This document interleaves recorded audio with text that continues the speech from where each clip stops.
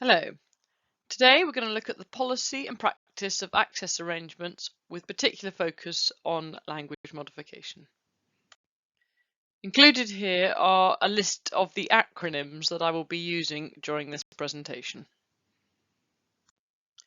The rationale for producing this inset is that we have a number of new staff in the maths department, both teaching staff and TAs, that are not familiar with access arrangements and assisting with pupils' normal way of working during lessons and in assessments. Firstly, I'm going to look at the background of access arrangements. Secondly, I have recently completed an accredited language modification course, and I'm going to look specifically at the policy and practice of language modification. Then I'm going to look at the current practice in our school, and finally I'm going to look at what can be done to improve practice. So let's start off with policy. Who is entitled to access arrangements and why? Examinations and courses lead to qualifications, which are vital for showing progress in education and for prospects of employment.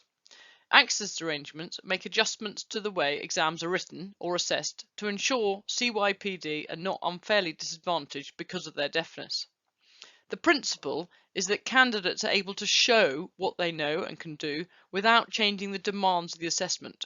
To do this, the barriers to their being able to do this are removed. Exam boards need to make reasonable adjustments and really want all pupils to have the same opportunities to demonstrate what they know and can do. All schools have duties. All schools have duties under the 0 to 25 SEND Code of Practice and the Equality Act, which means that arrangements can be put in place to help CYPD access examinations fairly. So let's look at why CYPD need access arrangements. Well, language and language processing can be difficult for some with CYPD. They might not understand what is being asked in an exam question or might find it difficult to demonstrate what they do know. On average, CYPD achieve a GCSE grade lower, an average of a 4, compared to their hearing peers. This has happened for at least the last 7 years running. Looking specifically at maths and English, on average, just over a third of deaf children achieve a grade 5 in both these subjects, compared with more than half of all children. In 2019, the deaf children's attainment gap was equivalent to 8.8 months of learning at Key Stage 1, 12 months at Key Stage 2, and 17.5 months at Key Stage 4. The two main policy documents which protect CYPD are the 0 to 25 SEND Code of Practice, which is in 2014, and the Equality Act of 2010. Children have special educational needs if they have a learning difficulty or disability which calls for special educational provision to be made for them. The Equality Act of 2010 definition of disability includes substantial and long-term sensory impairments, such as those affecting hearing. Children and young people have such conditions do not necessarily have SEN, but there is a significant overlap between disabled children and young people with those with SEN. The School's Guide to the 0 to 25 SEN Code of Practice 2014 is based on the Children and Families Act of 2014. It relates to all children who have a SEN or disabilities, and this will include all CYPD. Outlines the duties and responsibilities of schools, teachers, and anyone who has regular contact with SEND.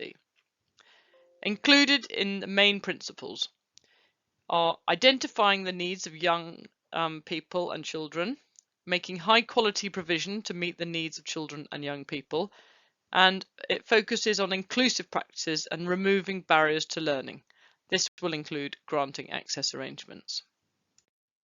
The Equality Act of 2010 is an important law that protects CYPD from being discriminated against.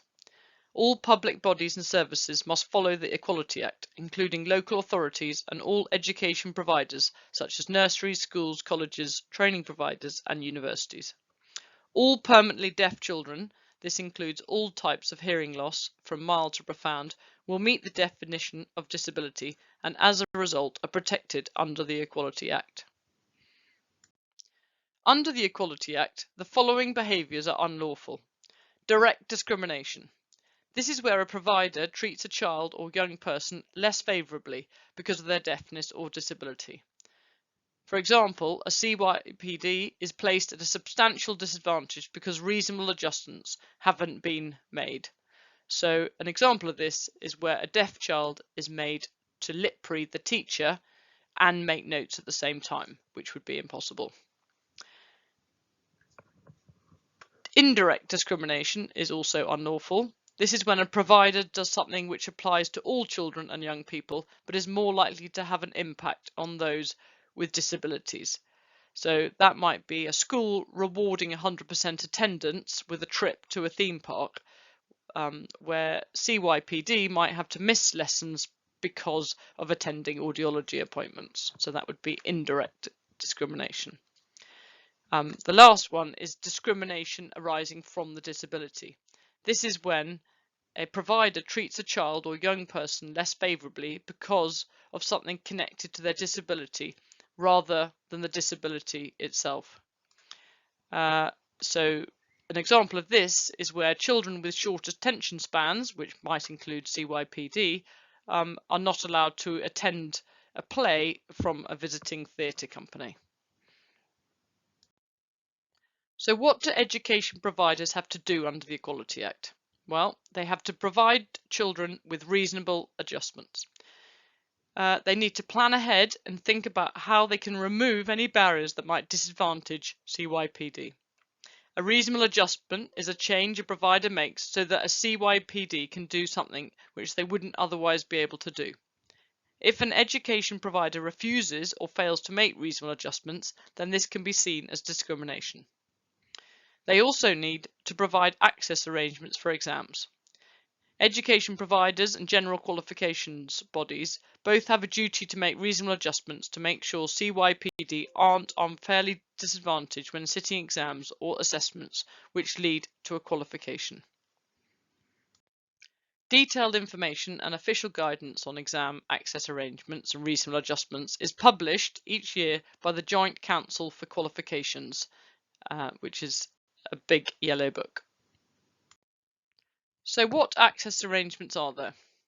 Well, access arrangements must not make exams easier for deaf students. This means the arrangements that can be made are limited and include technology, so the equipment used in everyday lessons can be used, e.g. radio aids or streamers, which will allow pupils to hear invigilators' instructions. Extra time. Some CYPD need longer to process, so can be given 25% extra time or more if needed. We can have modified language papers, where the language and sentence structure of exams can be changed so that CYPD find it easier to understand the questions. For some exams, you could have live speakers. So some exams have pre-recorded audio tracks. If a CYPD has difficulty following speech, as they rely on lip reading, a live speaker can be requested. Readers can be allowed. So some CYPD have difficulty processing the written word, but can understand the spoken word more easily, so a reader can be used. The student must have a standardized score of 85 or below. An oral language modifier can be requested. So by rephrasing the questions, OLMs can make exam questions easier to understand for CYPD. You can have a BSL interpretation. So CYPD who use BSL can have exam paper questions signed to them in some exams. Also, you could have a scribe, so for students who struggle with writing down their ideas. Access arrangements are the principal way in which awarding bodies will comply with the duty of the Equality Act 2010 to make reasonable adjustments. Now, access arrangements are agreed before an assessment. They are adjustments for candidates based on evidence of need and normal way of working. If a child has an SEN, an EHC, or an CSP, AA's access arrangements should be discussed at their annual review. AA allow candidates to access the assessment without changing the demands of the assessment. The intention behind an AA is to meet the needs of an individual candidate without affecting the integrity of the assessment. AA should be discussed early, at the latest by Year 9, so that the school can make necessary arrangements and the pupil can get used to their normal way of working. AAs are intended to remove or minimise disadvantages without giving an unfair advantage. So let's look at normal way of working. The arrangements put in place must reflect the support given to the candidate in the centre, for example, in the classroom or in internal school tests and examinations. It is important that normal classroom practice reflects from as early in a CYPD's education as possible the sort of access arrangements which will be available when the formal assessment time arrives. This can include modified language in the classroom. No access arrangement should emerge just at the time of an assessment. Let's look at some academic studies. So Sarcestio looked at students with hearing impairments and comprehension level of exam questions in natural sciences, and this is an Indonesian study. They concluded that hearing impaired students had a lower comprehension level of questions as they had a limited comprehension of more complex vocabulary. Hearing impaired students tended to fail school exams despite having good learning outcomes in the daily learning process. The learning strategies must be adapted to the learning needs of students.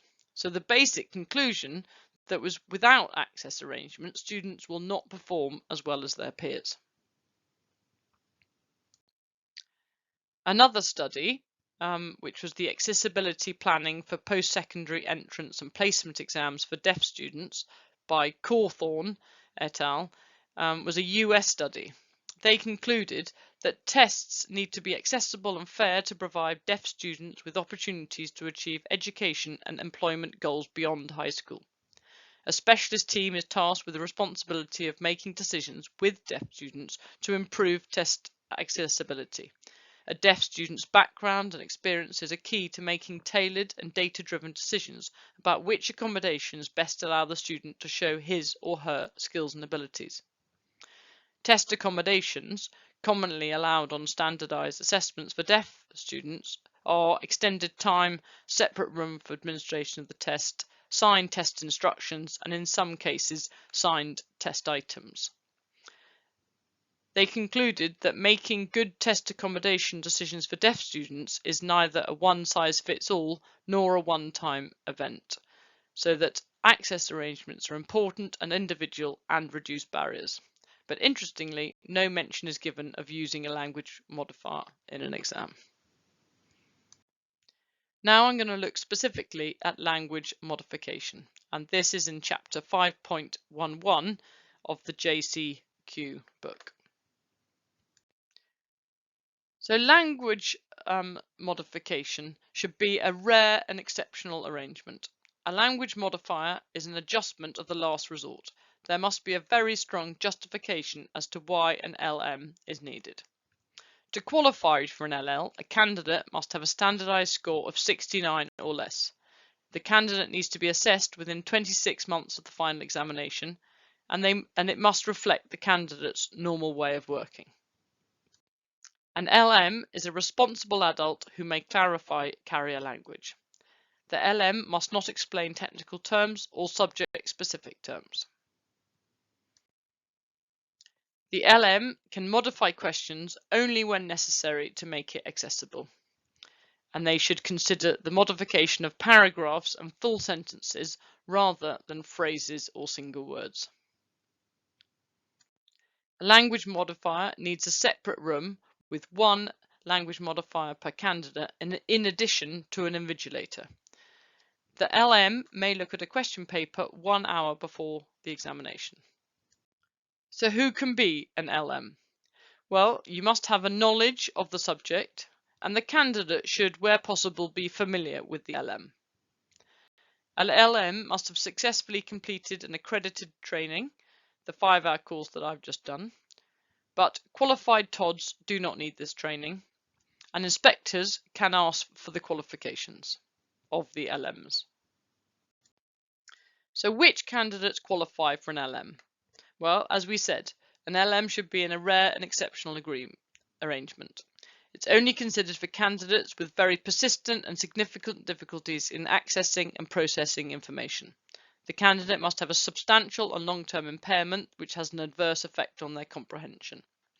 A suitably qualified assessor or TOD must conduct an assessment within 26 months of the exam.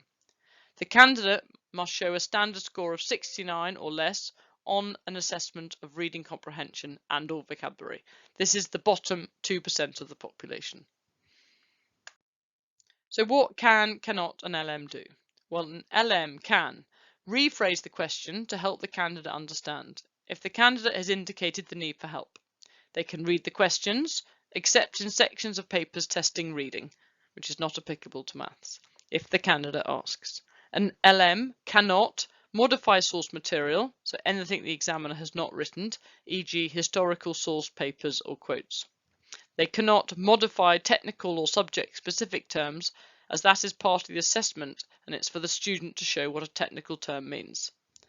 And an LM must take great care in modifying command words such as explain, suggest, evaluate, as they do not want to change the question, so it's often better to keep those. So an LM needs knowledge of the subject being examined, a working knowledge of grammatical structures, an understanding of command phrases and an examiner's expectations of the candidate's answer, a familiarity with the candidate, and competence with the means of communication.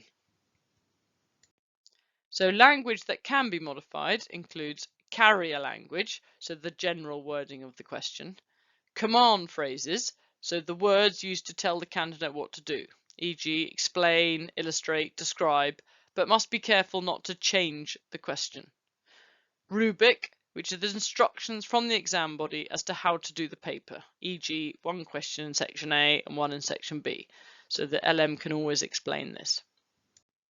The language that cannot be modified includes subject-specific language. This can't be modified, it is what the candidate should have learned. If you modify this, you are giving the candidate an unfair advantage. Also, source material, so extracts, inserts, maps. If not written by an examiner, it cannot be changed. So, which exams does the LM arrangement cover? Well, it covers GCSEs, GCEs, which are A-levels and AS, entry-level certificate exams. It's not available for vocational qualifications, but awarding bodies must make reasonable adjustments, so they may allow BSL or language modified papers. Adjustments must not affect any competence standards being tested. A memory aid is given in the Access Arrangements Reasonable Adjustments booklet for the language modifier, and it just takes you through what they can do, so they can go through that with their pupils. Now, really, the most important thing is that the pupils need to be trained from as early as possible to use their language modifier.